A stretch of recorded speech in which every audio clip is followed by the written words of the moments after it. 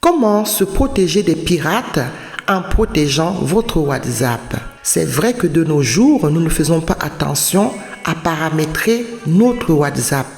Selon la version que vous avez, il est très important de protéger votre WhatsApp pour éviter justement les désagréments des pirates et même pour vous-même qui avez souvent le souci pour récupérer votre compte et surtout de pouvoir vous justifier auprès de vos proches de ne pas être l'auteur des demandes d'escroquerie qui sont mises en place par ces pirates qui prennent le contrôle de vos téléphones.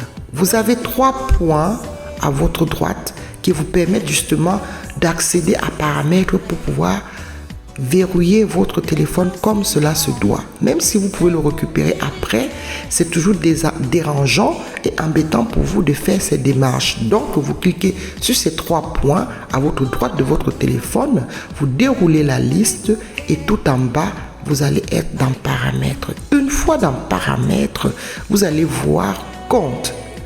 Donc, dans compte, vous avez une clé devant compte. Vous allez donc cliquer sur compte. En cliquant sur compte, la liste déroulée, vous voyez donc que vous aurez une panoplie de protection mise en place par WhatsApp pour vous permettre d'éviter ces désagréments. Vous avez la clé d'accès, vous avez l'adresse email, vous avez la vérification en 2 étapes. Très important. Si vous ne l'avez pas encore fait, il faut le faire. Ça va vous éviter de pouvoir être en train de justifier que vous êtes bien le propriétaire de votre compte ou à écrire à la bonne adresse pour pouvoir récupérer votre compte. Ceci dit, nous allons donc parler aujourd'hui de la clé d'accès, de l'adresse email et la vérification en 2 étapes. Très important. Alors, quand vous arrivez donc sur cette page, après être passé par paramètres, après être passé par compte, vous avez donc cette page qui se présente à vous. Et vous avez donc, vous commencez par la clé d'accès.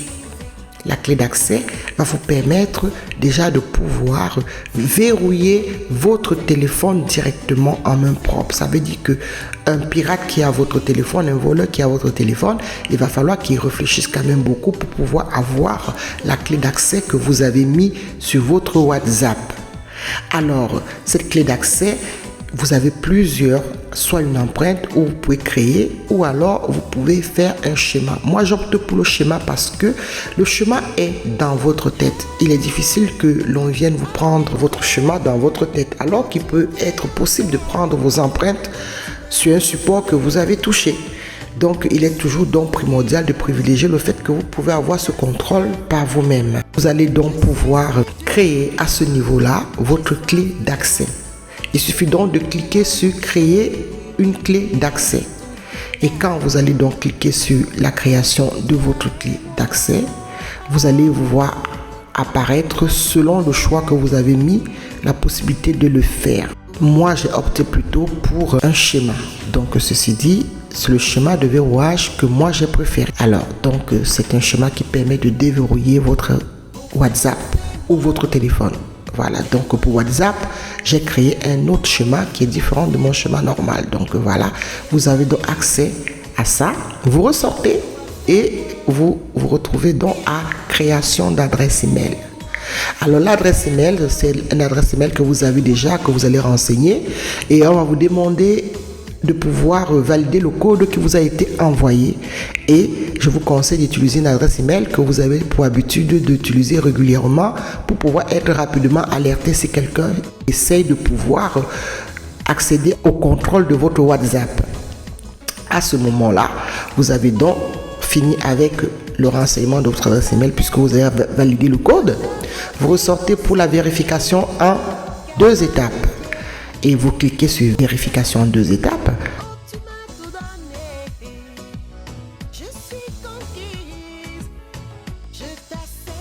Donc, on va vous demander de pouvoir confirmer que vous voulez l'activer.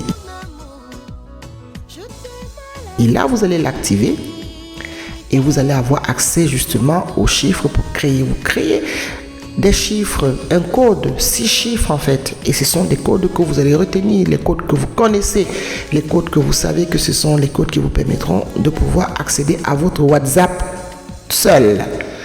À ce moment-là, qu'est-ce que vous faites? votre WhatsApp va vous redemander de pouvoir confirmer que vous avez bien retenu votre code. Et là, vous avez la deuxième vérification que vous allez actionner. Et quand c'est fait, WhatsApp vous confirme que vous avez actionné justement la vérification en 2 étapes. À ce moment-là, vous avez fini de protéger votre compte WhatsApp.